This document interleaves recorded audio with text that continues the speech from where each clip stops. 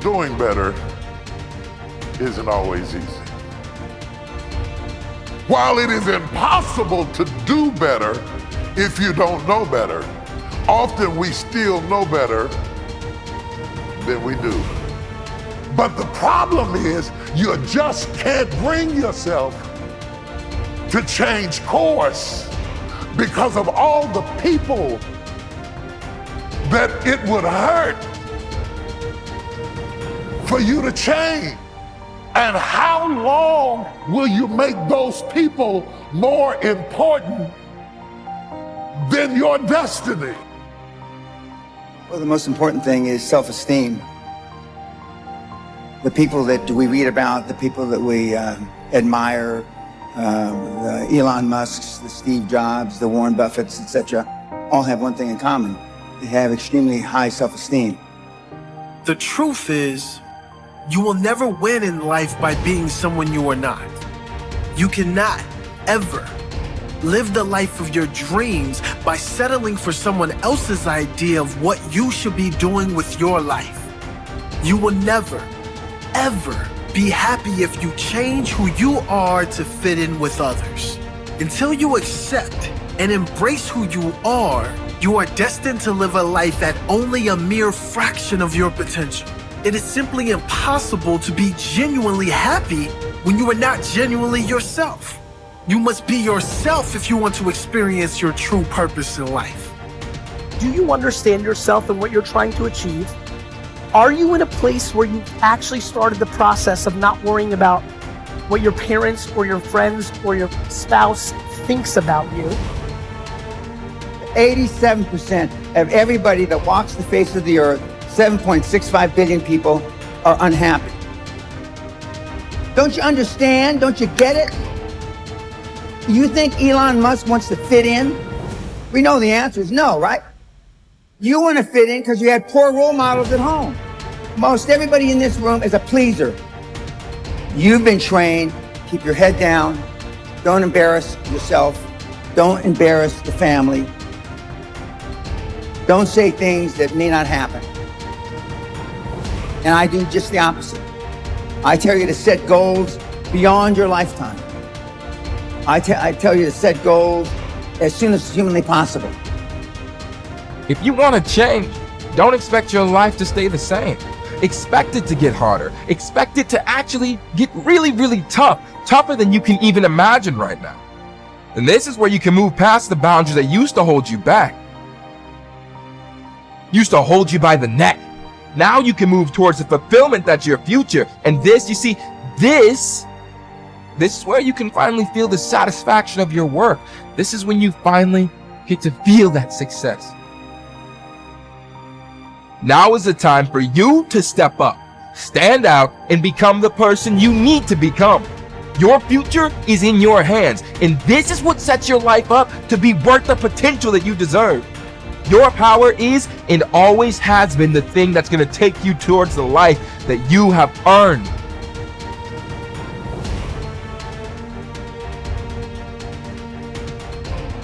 Rule 1 is stand up straight with your shoulders back, and it's about a general attitude towards life. So hierarchies are very stable features of life in general, and certainly of human life.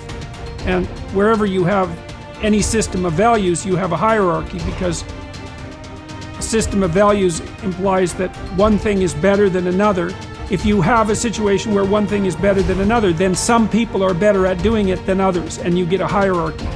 To stand up straight with your shoulders back is a literal injunction, but also a metaphorical injunction, because what you do when you stand up like that is you kind of expose the vulnerable surfaces of your body. It's an act of courage. It's an act of taking on the voluntary responsibility of contending with hierarchical organization and uncertainty.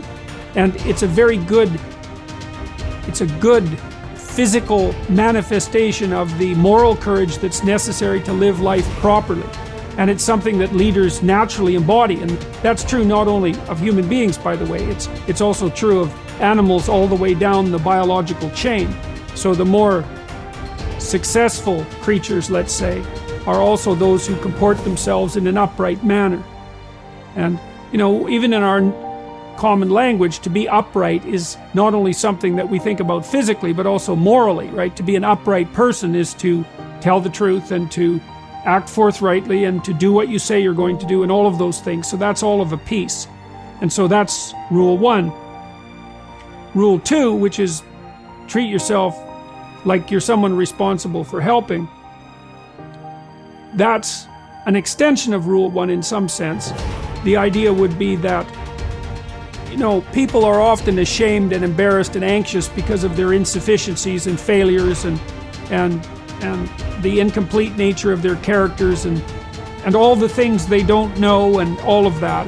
And so it's useful to develop and practice an ethic of detached self-regard.